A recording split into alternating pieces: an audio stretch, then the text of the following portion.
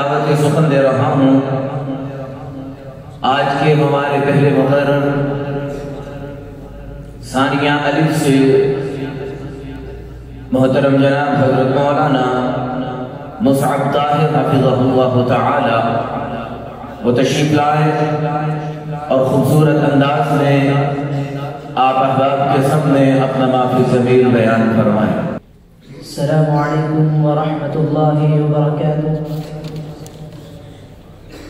نحمده ونصلي على رسوله الكريم أما بعد فأعوذ بالله من الشيطان الرجيم بسم الله الرحمن الرحيم يا بني إن الله اصطفى لكم الدين فلا تموتن إلا وأنتم مسلمون وقال الله تعالى في مقام آخر هو سماكم المسلمين من قبل وفي هذا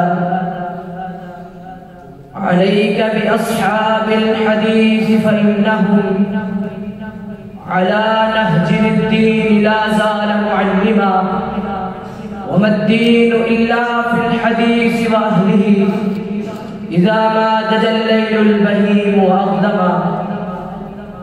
صدر علی وقات اور حضرات ذی حشم بعض لوگ اہل حدیث کی مخالفت، ان پر طعن و تشنیع اور تمسخر کو اپنا موروثی حق سمجھتے ہیں۔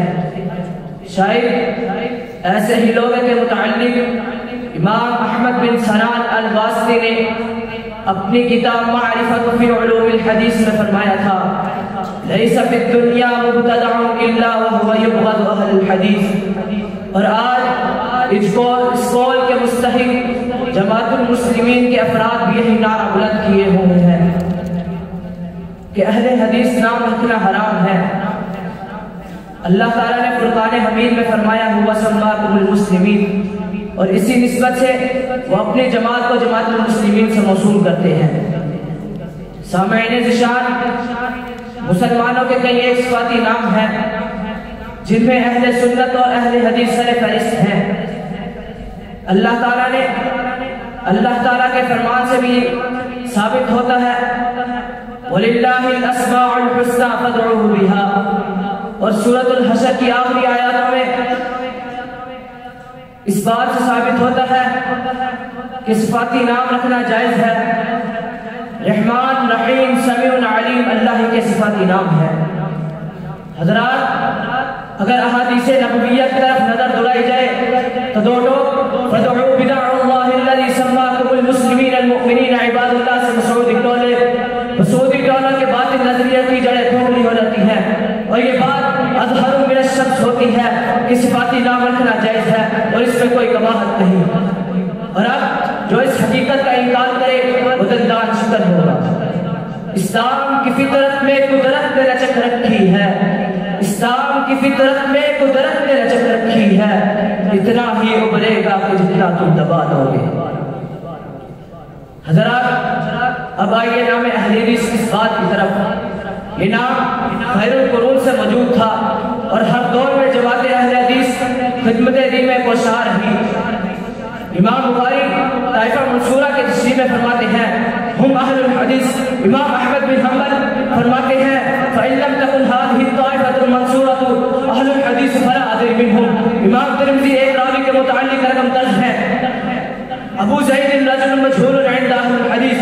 حضرات، ایسی متعدد بہت سی عبارتیں موجود ہیں جن سے اس بات کا ثابت ہوتا ہے کہ اہل سنہ اور اہل حدیث مسلمانوں کے صفاتی نام ہے اور یہی طائفہ منصورہ ہے۔ آج دین بیزار لوگ یہ دعویٰ کرتے ہیں کہ اہل الحدیث انگریزوں کی پیداوار ہے اور یہ دعویٰ بالکل باطل ہے۔ چوتھی صدی ہجری کے مورخ محمد بن احمد نے منصورہ یعنی سندھ کی عوام کے بارے میں کہا تھا مذاہبہم اکثر اصحاب الحدیث، مذاہبہم اکثر اصحاب الحدیث۔ پھر ایک وقت آیا جب پھر انگریز ہونے کو آیا تو بڑے صغیر نے سب سے پہلے جس شخص سے جہاد کا فتویٰ جاری کیا وہ میرے اور آپ کے استاد حجت میاں سید نذیر حسین محدث دہلوی تھے۔ یقین آئے محمد میاں دیوبندی کی کتاب علماء دیوبند کی شادار ماضی اور ایوب قادری کی کتاب 1897 کی جنگ آزادی پر اتفاق ہو تو انگریزی مورخ ہنٹرولیم کی دائنیت مسلم کتاب کے ورگردانی کر لو، حقیقت آیا ہو جائے گی اور مسلک اہل حدیث کی حقانیت واضح ہو جائے گی۔